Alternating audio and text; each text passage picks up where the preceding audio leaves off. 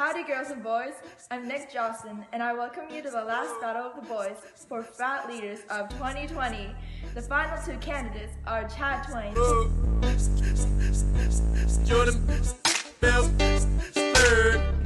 and Brad Mahan.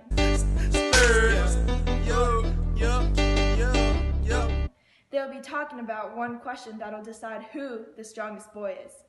Guys, should America have become an imperialist nation?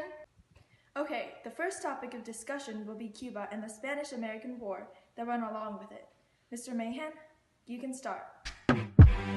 Yeah. No, bro, if you go even before the Spanish-American War, Americans like my man Henry Cabot Lodge wanted to intervene in Cuba because the way the Spaniards were treating the Cubans was immoral. Yeah, many did, but this led to the sinking of the Maine and killed 266 American sailors.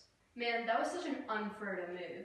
They shouldn't have even been there. If any country kills our bros, we gotta respond with killer force, like we did to the Spaniards back in 1898. Also, those men on the Maine were only sent there to protect the Americans if there was a riot in Cuba.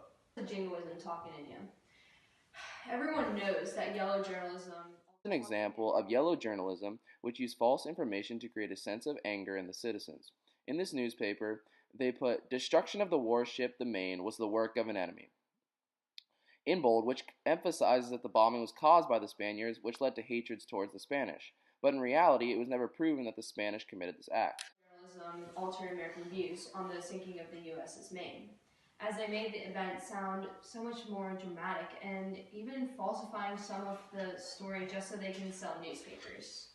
No, man, you're right. But the Monroe Doctrine of 1823 also expressed that only America had the rights to other territories in the Americas. And the Spanish decided to be unfurta and to defy that, giving Congress the right to pass the Teller Amendment. And that allowed American intervention in Cuba and guaranteed the independence of our Cuban bros.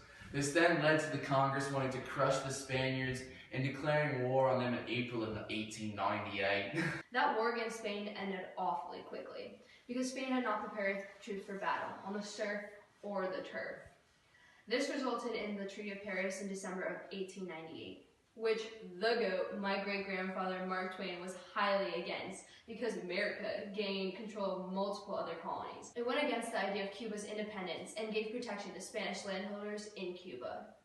You may think that the acquisitions of Guam, Puerto Rico, and the Philippines may have been bad for America, but it allowed America to expand its naval power and around the world and help the United States create more naval bases in remote areas, which is wicked. To support that, the real GOAT, my great-grandfather, Alfred Thayer Mahan, wrote in his book, The Influence of Sea Power Upon History, that sea power historically has led to national power. America clearly gained world dominance after this, which helped them with international affairs in Europe. Bet. The people of those countries the United States controlled highly hated the role of the U.S. in their country. On top of the new expansion of the American military force in Latin America, the United States began to trade in the new territories across the Great Highway of the Seas. This led to the improvement of the American economy and safety, because we are America first. Bro, that's so unfair. No, America first, we all America. Calm down, bros, we don't have time. Next topic. Another one. It's the annexation of Hawaii. Twine, wanna start? Dude, you know, I can never just understand why Americans like James Dole and his cousin Sanford Dole thought it would be alright if they just trotted into Hawaii and attempted to overthrow the Queen. First of all, Americans went to Hawaii to make some moolah in the sugar trade. Either way, it was Hawaiians' right to make money on their own land. The American growers in Hawaii were only there to fulfill their American dream.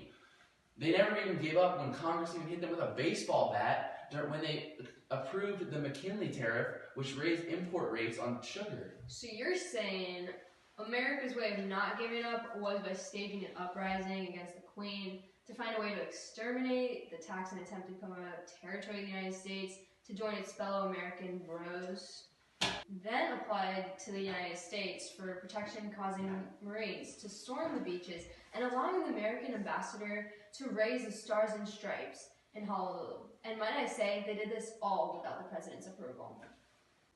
The Broskies had to do it without the president's approval because my dude Grover Cleveland was so anti-imperialist. Whoever ain't anti-imperialist must have been crazy, because the queen was held hostage on her own island and dethroned by the imperialists.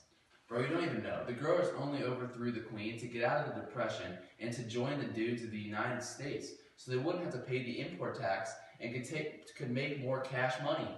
That shows Grover Cleveland did the right thing to withdraw annexation from Senate and order immediate investigation on those unfair growers.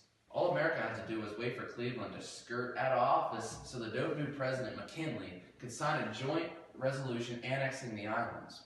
The annexation led to an expansion of naval power, which would help us later in World War II when we became back-to-back champions. Back like I'm Jordan 96, 97, whoa. Also, the American fruit and sugar companies became more profitable because there was no import tax. One company in particular, which is still thriving today, would be Dole. I think we found our winner for the Battle of the Bros. Drumroll, please. Brad Mayhem. Any final statements, Brad? Imperialism is for the boys!